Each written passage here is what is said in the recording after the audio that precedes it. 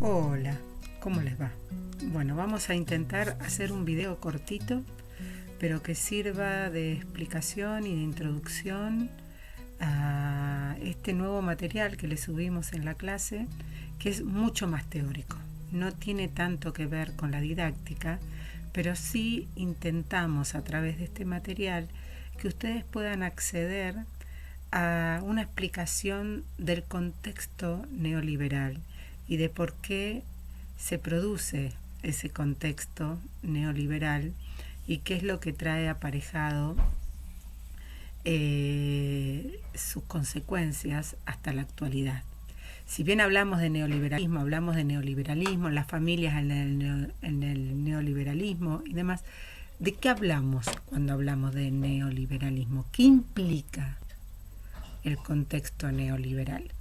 Y un poco lo que queríamos hacer en estas clases es darle herramientas teóricas con autores que van a estar pensando el periodo, pero que lo van a estar pensando en el largo plazo y en cómo este neoliberalismo se va a ir gestando y se va a ir consolidando con distintas características a través de diferentes etapas. Fundamentalmente el neoliberalismo va a marcar el abandono del estado de bienestar y el comienzo del estado neoliberal. Nosotros tenemos que pensar en qué etapa, ¿sí?, ubicamos esa transición. Y esa transición va a estar dada fundamentalmente en la década del 70, ¿sí? En la década del 70, cuando esta idea de un estado de bienestar que regulara la economía, que interviniera en la economía, que generara empleo, que fuera patrón, que fuera dueño de empresas, empieza a estar considerado como algo que genera en la sociedad recesión, que impide el crecimiento, genera inflación y no permite la libre competencia y las posibilidades de mayores inversiones. Empieza a considerarse este estado intervencionista como un estado bobo, como un estado ineficiente, como un estado que solamente genera pérdida. ¿Sí? Y esto va a surgir no solamente en Argentina, sino en un contexto internacional donde este estado de bienestar que se había instalado con fuerza desde finales de la Segunda Guerra Mundial hasta 1970, que acá nosotros lo vamos a ver en su máxima expresión con las presidencias de Juan Domingo, las primeras presidencias de Juan Domingo Perón, va a entrar en discusión este estado de bienestar y van a aparecer nuevos referentes a nivel internacional en Estados Unidos y en Inglaterra, dos potencias mundiales, que van a empezar a cuestionar la intervención, el rol de este Estado y van a empezar a postular nuevas maneras de entender la sociedad y nueva manera de entender los mecanismos de relación de poder, de generación de riqueza y de organizaciones sindicales y obreras. ¿Sí? En 1970, ustedes los van a tener en la ficha de cátedra y lo habrán escuchado a lo mejor hablar en algún momento, se produce lo que se conoce como la crisis del petróleo, que simplemente tiene que ver con una represalia que establecen los países árabes en contra de Estados Unidos y de los Países Bajos y de los países occidentales en general por su apoyo a Israel. Y entonces lo que van a hacer, van a subir considerablemente el precio del petróleo y van a generar un boicot a la venta de petróleo a los países industrializados que dependían muy fuerte del petróleo para poder echar a andar sus industrias.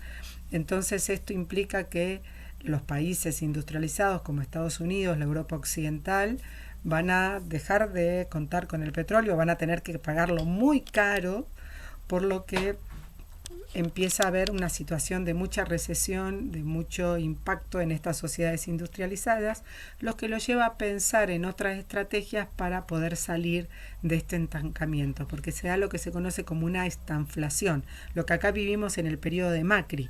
Había un estancamiento económico, pero también una alta inflación. Se supone que cuando hay estancamiento económico la gente no consume, por lo tanto los precios no suben, y se produce una una inflación moderada, como va a ocurrir en el periodo menemista. Sin embargo, en la etapa de Macri y en esta etapa de la década del 70 se da lo que se conoce una alta inflación y un gran estancamiento económico, lo que implica a los estados a empezar a pensar nuevos mecanismos para poder sostener la riqueza, obviamente, de los grupos más poderosos y de los más concentrados. Esto va a ir en detrimento, obviamente, de los beneficios y de los privilegios que hasta ese momento habían venido teniendo las organizaciones obreras y los sectores populares, y empieza a establecerse un nuevo paradigma que se va a conocer como el neoliberalismo. ¿Sí? Un neoliberalismo que va a implicar el corrimiento. Mil disculpas, tengo gente trabajando en casa, no sé dónde meterme para poder grabarles el video, así que si encuentran golpes y un taladro de fondo, les pido mil disculpas y espero que se escuche bien lo que les tengo que decir.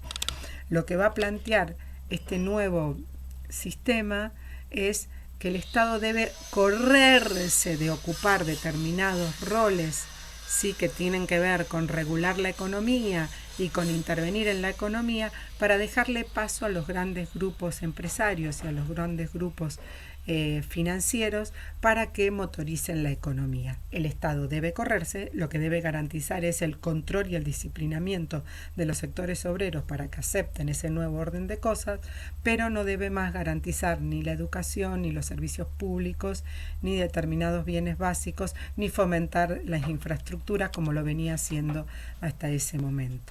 ¿Sí? Entonces este ideal que se había establecido en el estado de bienestar cae y empieza a ser reemplazado por una nueva manera de concebir las relaciones sociales de producción, una nueva manera de concebir al Estado. Esto en Argentina, ¿cómo se traduce?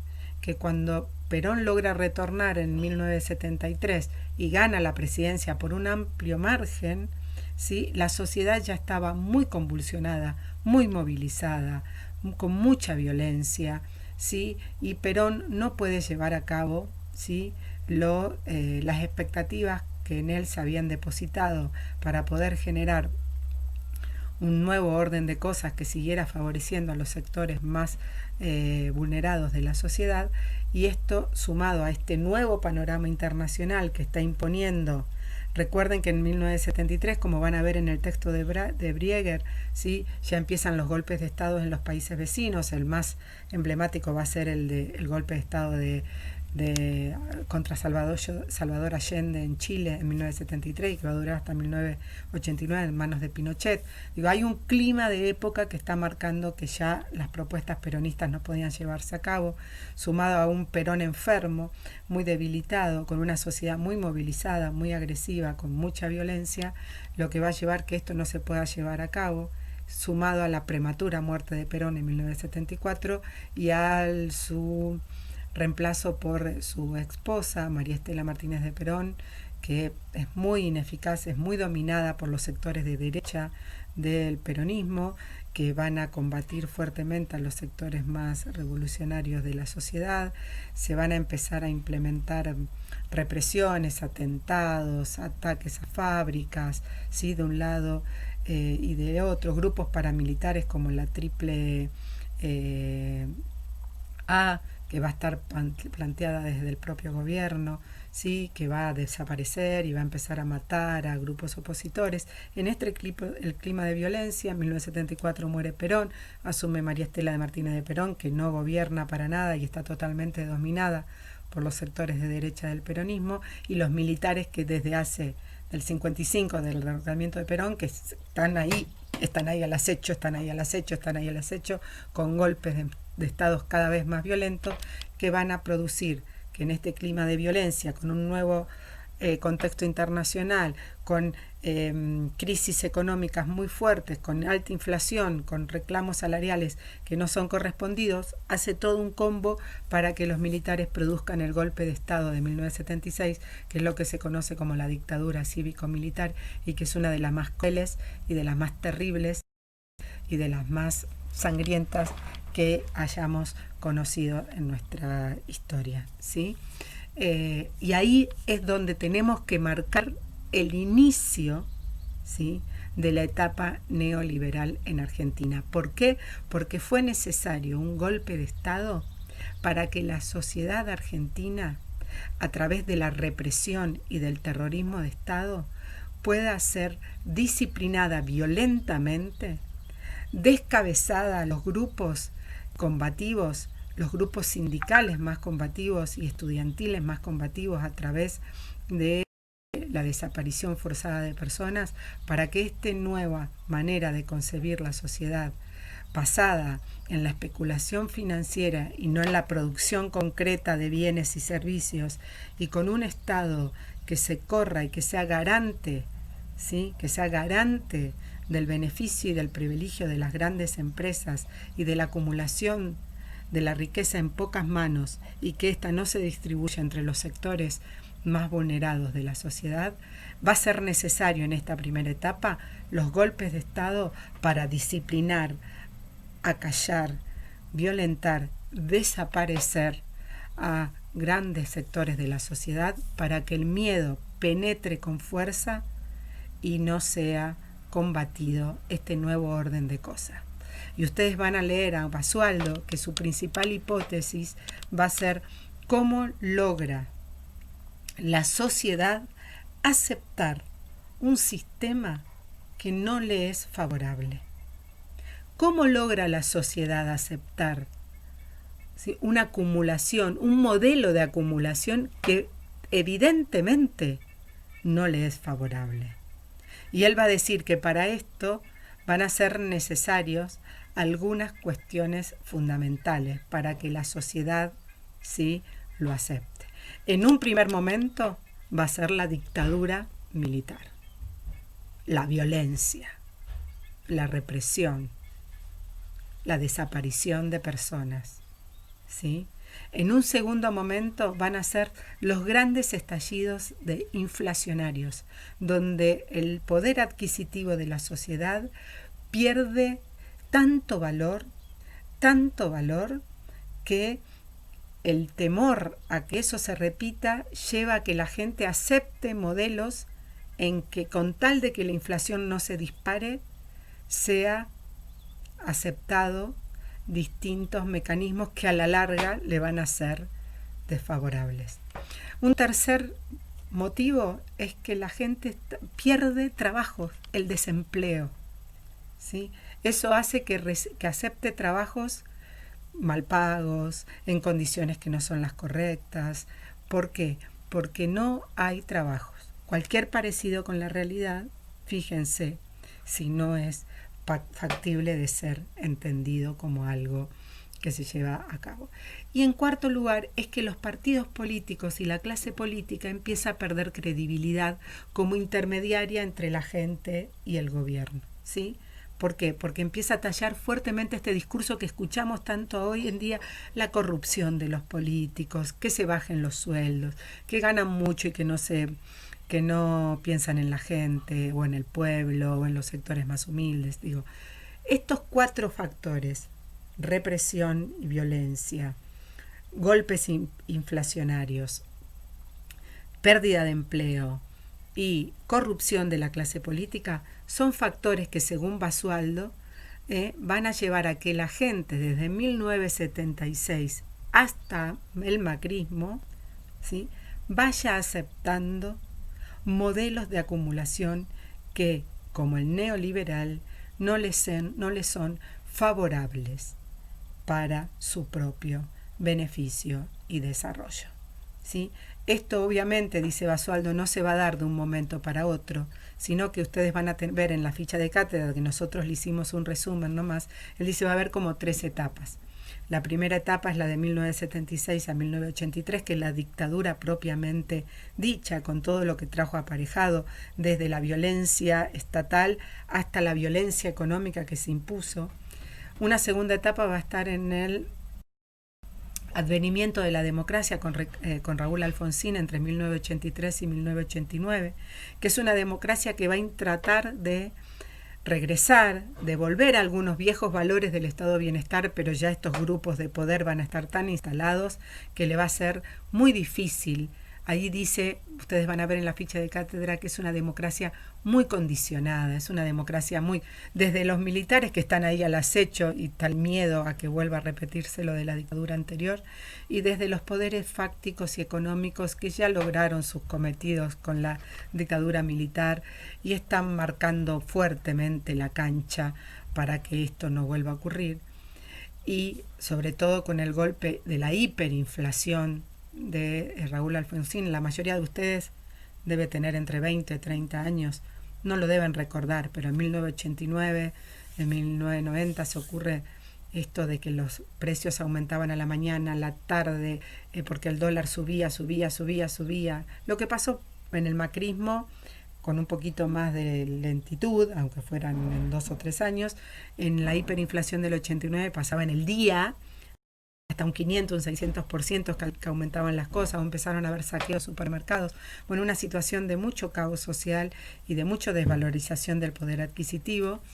Y después el menemismo, el menemato, de 1989 al 2001, que Menem va a gobernar entre 1989 y 1999, después va a subir la alianza entre 1999 con Fernando de la Rúa al 2001, con el corralito y la crisis del 2001, que va a terminar de coronar este afianzamiento y esta consolidación del sistema neoliberal, y estas 4 etapas de consolidación de este neoliberalismo que planteaba Basualdo, como que se van agudizando cada vez más, y que lleva a que la gente, incluso después en el 2015 del periodo kirchnerista, vuelva a votar a un modelo que le está proponiendo menos beneficios, menos poder adquisitivo, más pobreza, sin embargo con un discurso que logra calar cada vez más fuerte en la sociedad. Esto es básicamente lo que, por eso cuando hablamos de neoliberalismo, hay que hablar de un neoliberalismo que no viene y se nace de un repollo y se instala de un día para el otro, sino que hay que hablar de un neoliberalismo que se fue implementando con el correr de del tiempo, y que se fue profundizando cada vez más. ¿Por qué? Porque la sociedad fue disciplinándose y fue optando por tener cada vez menos libertad de acción y mucho más condicionamientos desde el miedo, en un primer momento con la represión de la dictadura, y desde lo económico, luego con las distintas medidas que estos gobiernos fueron tomando, que le fue acorralando y que le fue quitando beneficios, derechos y posibilidades a los sectores populares.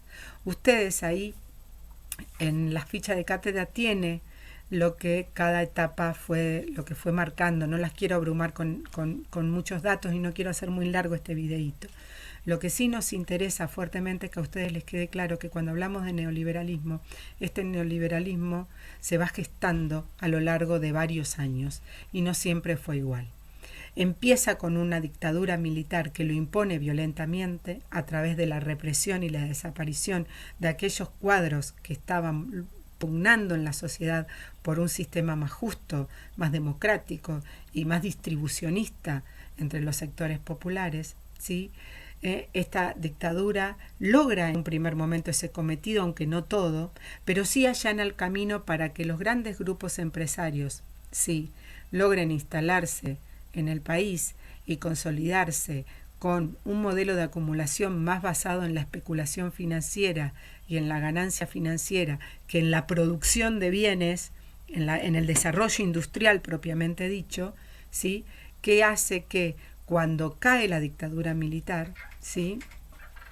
El país ya esté tan endeudado y esté tan afianzado a estos grupos de poder que cuando Alfonsín llega a la presidencia no logra establecer ninguno de los mecanismos anteriores a la dictadura militar y tiene a estos poderes fácticos marcándole el terreno todo el tiempo, lo que lo va a llevar a caer a través de una corrida cambiaria, ¿sí? Una corrida cambiaria con la hiperinflación de 1989 que lo hace entregar el mando antes de tiempo a un peronista, a Menem, donde la gente creyó que iba a volver a aquellos viejos paradigmas de aquel viejo peronismo, pero no.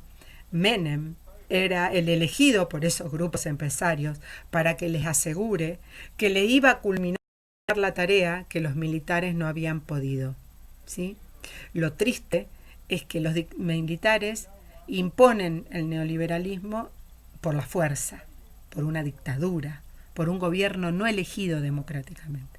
Menem va a ser elegido democráticamente no una vez, 2 veces, ¿sí? ¿Por qué? Con la promesa del control de la inflación, ¿sí? Y con la promesa de las privatizaciones que iban a dejar de hacerle al Estado gastar dinero en empresas que no le daban ganancia y que iba a traer más trabajo, más competitividad y más ganancia. La inflación se controló a través del 1 a 1, ¿sí? Un peso equivalía a $1, pero esto estaba dado porque ¿por qué teníamos tantos dólares en el país? Porque se estaba vendiendo todas las empresas públicas, YPF, Aerolíneas Argentinas, telefonía, comunicaciones. Nos desprendimos de todas las empresas que nos generaban soberanía para poder generar un desarrollo industrial. El discurso privatizador caló tan fuerte que pudimos creernos que la educación no era un derecho y que era un bien que se podía comprar y vender en la sociedad, con la gran proliferación de las escuelas privadas, particulares, y así también ocurrió con la salud, ¿sí? Porque ya no empiezan a considerarse como derechos, sino como privilegios. Si no podés pagarlo, bueno, tendrás una educación mala o una salud mala. Y si la podés pagar, tendrás una salud mejor, ¿sí? Por eso proliferan los colegios particulares, ¿sí? Las obras sociales prepagas, ¿sí? Y con gran fuerza también prolifera este discurso que coloniza la mente de muchos sectores de la sociedad, que por temor a volver a paradigmas inflacionarios o de violencia empiezan a aceptar esta nueva situación.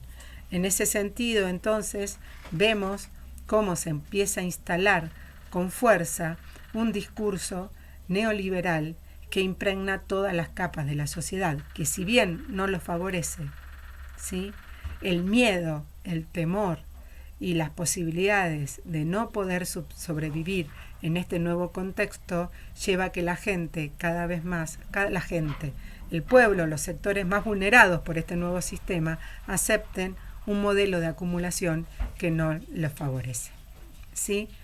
Esto queríamos marcar rápidamente como contexto para que entiendan cómo aparece el neoliberalismo y cómo se mantiene como modelo valorado. Hoy en día está en gran discusión esto, ¿no? Digo, a través de los planes que logra imponer el Estado, que lo impuso el kirchnerismo y que decían es un Estado, el Estado del populismo contra el neoliberalismo, el populismo que hace que el Estado gaste de más, y el neoliberalismo que quiere hacer un Estado eficiente a través de achicarlo para que no gaste de más. Esta gran puja es la que estamos viviendo y en esta gran puja tenemos que pensar este nuevo modelo neoliberal que impregna a todo el mundo en realidad, ¿sí? Y que no nos tiene que dejar ganar porque es un modelo que claramente a los sectores populares no nos favorece, ¿sí? Entonces ahí es donde tenemos que poner nuestro foco de atención para entender en qué consiste. Bien, este panorama muy rápido, no las quiero abrumar, total tenemos las consultas y podemos volver a leer los textos y puedo volver a hacer otro videíto. Era para que rápidamente entiendan el contexto en el que surge el neoliberalismo y cómo logra insertarse de manera fuerte, eficaz y duradera en la sociedad y sobre todo en la sociedad argentina. Bueno, nos vemos y en otro videíto va la explicación luego del trabajo integrador. Gracias y nos estamos escuchando y nos estamos comunicando a través de los canales que podemos. Chau. de la posibilidad. Quiero ser de acero si alguien me ataca los sueños, y de brisa cuando quiera caminar. Despertar entre tristezas